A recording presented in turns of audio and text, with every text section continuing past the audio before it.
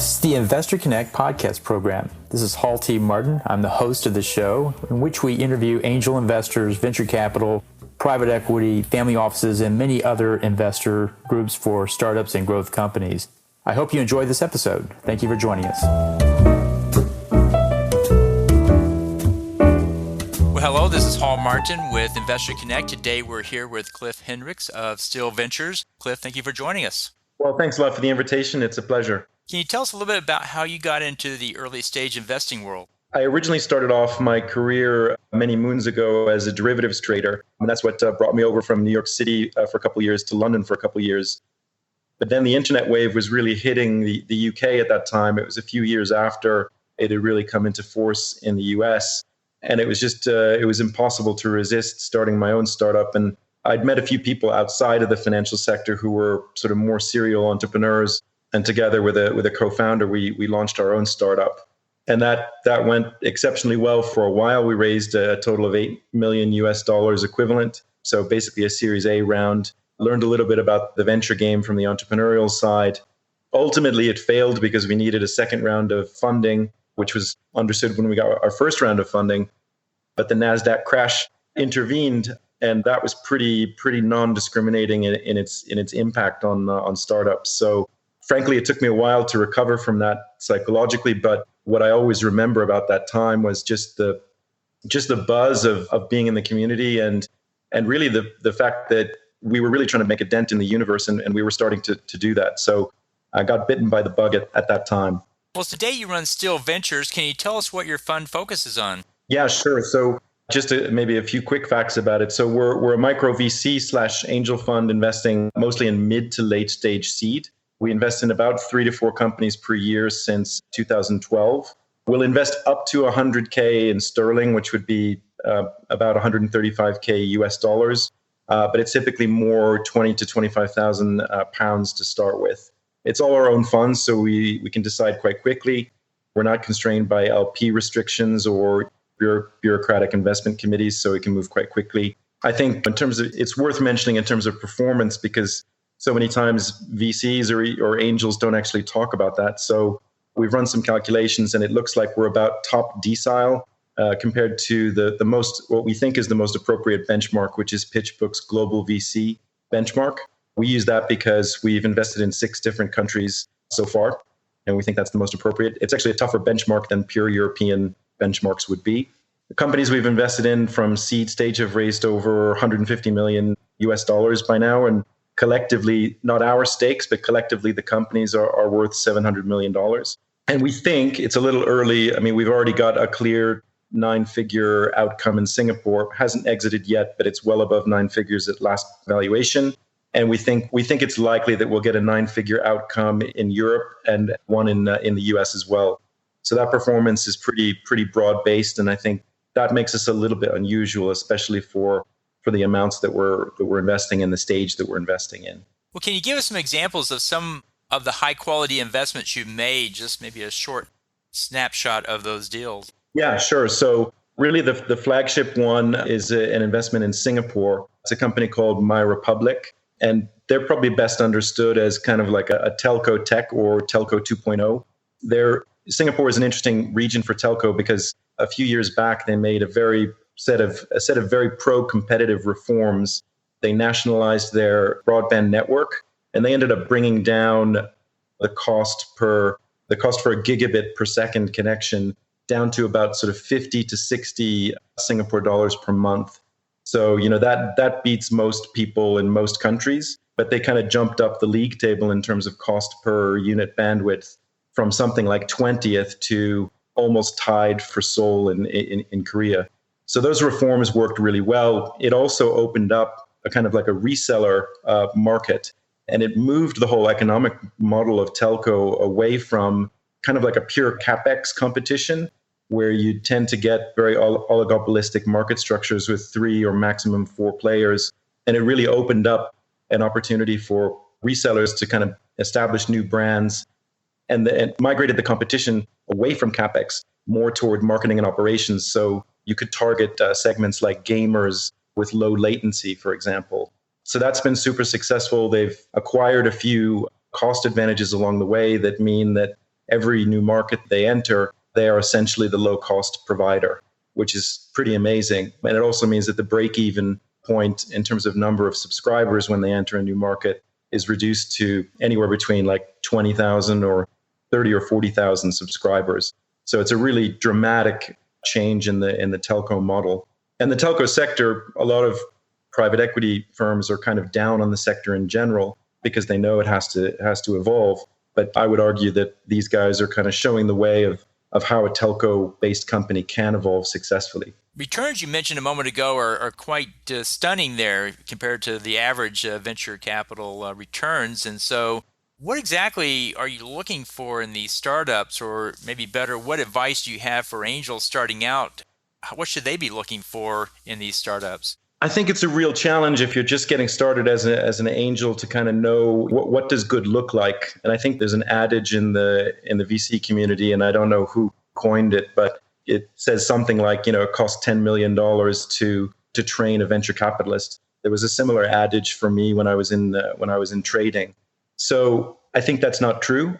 I think angels can get started without having to lose quite so much money. But I can tell a little bit more about what I look like. It's pretty stringent criteria, and most fail it. But I like to be able to explain to myself that a company I'm seeing can achieve a 20x outcome without so many kind of really obvious and hard challenges.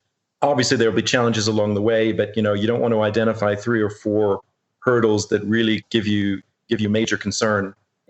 Because then the outcome is very unlikely to be achieved. And I think it can come from a combination of different things, but at a minimum, I think you want to see a growth of 100% in, if not revenue, then some key metric that can proxy for it. Ideally higher at seed stage, because growth will tail off eventually. Also like to see really capital efficient business models so that growth doesn't require massive new and frequent injections of capital. And we'd like to see companies that are doing something a little bit different, where there is currently not so much competition, or where the competition is missing something. And I mean, a good example of that is probably AgFunder in the US, who I think you're linked into. The way I looked at them was I invested in them in 2014. AgTech wasn't really on anybody's radar until just before that in 2013, when Monsanto bought Climate Corp for nearly $1 billion. Everybody had kind of lumped it in with clean tech, which typically had high capex requirements and a lot of disappointments in the past.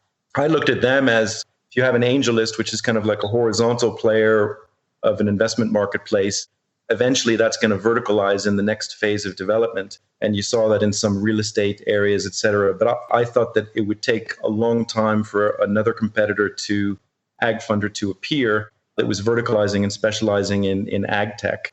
So I felt like, not only did they have a great team and a great concept and could curate their investments very well, but I also thought they probably have a couple of years at least of clear runway where they were the only, major specialists in that sector. So that's a bit of an example of how you can actually find some companies that match the stringent criteria that I'm stating. And what are the biggest mistakes you think early investors make when they look at these deals? Where are they typically going wrong, aside from the areas that you're mentioning here? Yeah, I think the first one is kind of falling in love with every idea. I think you really need to kind of sharpen your evaluation heuristic and really dig into what the risks are, because a lot of times either the companies aren't fully aware of the risks themselves, or if they are, they might not be quite so proactive in letting you know what those are. And I think that's just something that you need to practice at every opportunity. So for example, if you're getting some deal flow coming in, and let's say it's outside your area of expertise and you're not going to invest in them for that reason, I would go through a mock evaluation of that, maybe with a group of other angel investors, to try and sharpen your evaluation so that you kind of avoid those issues. Where do you spend your time in the due diligence of these deals? Of course, you're looking at all the check boxes to make sure everything is there, but where do you spend the majority of your time on a specific deal and de-risking it? Yeah, so it's, a whole range of things. I kind of believe in the Kaufman advice to angels to spend at least 20 hours of due diligence, and, sometimes quite a lot more. But then the challenge is, where do you do that? I think it's got to be from a wide range of sources. Typically, you're not going to get, with the ticket sizes that an angel is going to invest, you're not going to be able to spend 20 hours typically with the CEO, particularly if you're evaluating them remotely. So I think a range of sources. So doing enough research into the industry, into potential competition, because a lot of startups will not identify competition very comprehensively, and the background of the founders, test out the propositions that they're stating about the market. I think the wider the range of sources that you can draw upon, the better. So also, for example, with that AgFunder investment that I mentioned, I'd gotten back in touch with a childhood friend not long before that opportunity came around, and he had been a VP at Monsanto. So he had not been an angel investor. He ended up becoming an angel investor in AgFunder, but then by bringing him on board in the evaluation process, I got a level of kind of ag tech expertise added to my own expertise that was really valuable in evaluating the deal. How do you evaluate the founders? As an investor myself, just about every failure I've had in investing, it kind of came back to the team wasn't up to the task. Sometimes we underestimated the task, and that was not fair on our part. But at the same time, it usually is the team that ultimately makes it or breaks it. How do you analyze that up front? Yeah, and it's a really critical one, especially at seed stage, because even if you've got some product to look at and you can do research on the market, I mean, still a huge amount of the risk is still contained in the team. So look, there's a whole bunch of tick box areas that are probably well covered by others, like just general level of intellect and vision. There's a few things that I've ruminated on the failures or the not so high growers, and I really like to see a combination of resourcefulness, resilience, hunger, hustle, whatever you want to call it. But I find as well that probably the hardest thing to find is enough confidence so that they believe in their vision and are willing to kind of put a lot of time and sweat behind it. But that has to be tempered by a willingness to learn, openness to feedback, not just from the market, but also from the other investors.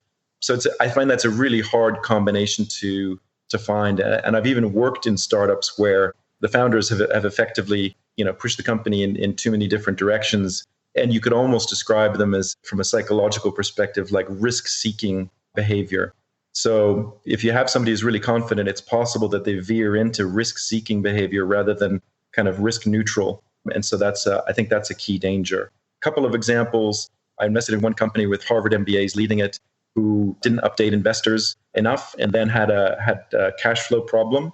And I think they were just a bit arrogant that they thought that people would kind of fund them through that error. And ultimately they didn't, because they lost confidence. Another issue I find is, and I think this is especially from founders that come from or have a wonderful pedigree like top schools and Google or Facebook background, you might think that's an amazing signal that the investment could be good. And I think that's largely correct. But I've had a couple of founders with such backgrounds who sort of think that they can kind of skip over a key step in the growth process. For example, like product market fit. They just think they can kind of get to Series A without fully proving that out. And that's just a step that can't be violated. So yeah, those are a couple of hard-learned lessons along the way. Well, you've worked at Google before. What experience did you gain from that area that helped you with this fundraising process? Yeah, it's a really good question, because you think, okay, it's such a large company with so many advantages in the market. I think probably the main one is just being in a tech environment that just lives and breathes the tech trends 24/7. I think it's hard to even fully appreciate, especially when you're there, how much you're picking up from that, and also from the partners that you deal with if you have a customer facing role. I think it was also just professionalism and discipline in evaluating deals and partnerships and negotiations. Also strategy, because with the customers that we had, you could say that in my team, we were mainly just helping them with using Google's ad system to make money. But actually the role was much larger than that. We really needed to understand the strategy of these companies, explain the opportunity in terms that made sense to them. And I think translating the benefits of the product into something that was meaningful to these customers ends up helping you a lot in evaluating customer-facing startups as well. It's quite a good experience. Well, In the last few minutes that we have in our interview today, what else should we cover that we haven't? Well, I think the key thing maybe to get across to anybody else who wants to start getting into angel investing, there's a few kind of non-intuitive things that I learned along the way, or prejudices that were kind of busted as I went through. And I think a lot of them fall into the category of, you actually may have more advantages or more opportunity than you think to begin with, because whatever your professional experience is, that can often exceed what a VC might have coming to a particular deal. I also find that VCs or angel investors, let's say seed venture investors, they'll often have like an associate layer that does the evaluation, and sometimes they just miss things. And particularly at seed, I find that companies are not yet very mature in articulating their vision, and oftentimes they may have something amazing, but they're just not expressing it well enough. So if you're willing to do a little bit more homework and dig into it a bit deeper, you often find that bit of gold. And then you may even be able to help them to re-architect their vision so that they get that across better. Well, that's good advice as well. So how best for the audience to get back in touch with you? Well, best way is to get in touch with us by email. So it's info@steele.vc, and Steele is with an E at the end. And also you can just check out our website there to get more information about what we're looking for. And yeah, please get in touch. Great. Well, appreciate your taking time to share these thoughts today, and hope to have you back for a follow-up very soon. And in the meantime, we'll put the show notes together and put them out there on the market for the world to see. Thank you so much for taking time. That's great. No, it's a pleasure. Thanks for reaching out. Investor Connect helps investors interested in startup funding. In this podcast series, experienced investors share their experience and advice. You can learn more at investorconnect.org.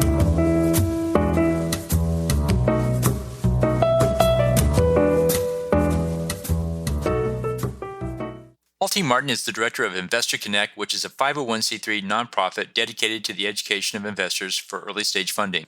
All opinions expressed by Hall and podcast guests are solely their own opinions and do not reflect the opinion of Investor Connect. This podcast is for informational purposes only and should not be relied upon as a basis for investment decisions.